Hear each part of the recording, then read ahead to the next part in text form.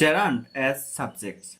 If a sentence begins with verb plus ing, that is called gerund. The verb must also be singular. যদি verb plus ing অর্থাৎ gerund দিয়ে কোনো বাক্য শুরু হয় সেক্ষেত্রে ভার্বটি অবশ্যই সিঙ্গুলার হবে। তবে verb plus ing দিয়ে পার্টিসিপলও হতে পারে। So how can you understand what is gerund and which one is participle? তো gerund চেনার কৌশল হচ্ছে অর্থাৎ verb plus ing এর ঠিক পরে কোনো নাউন আসবে না, অর্থাৎ verb plus ing অর্থাৎ gerund এর পরে নাউন আসবে না, কিন্তু পার্টিসিপলে verb plus ing এর ঠিক পরেই নাউন আসবে। যেমন knowing her has made him what he is, and another example writing many letters makes her happy. So এখানে সিম্পল একটা কনফিউশন আছে, সেটা হচ্ছে উপরে knowing her এবং writing many letters এ her ও many শব্দদ্বয় যথাক্রমে প্রোনাউন ও ডিটারমিনার, কিন্তু নাউন নয়। সুতরাং after gerund you cannot use noun and after participle you can use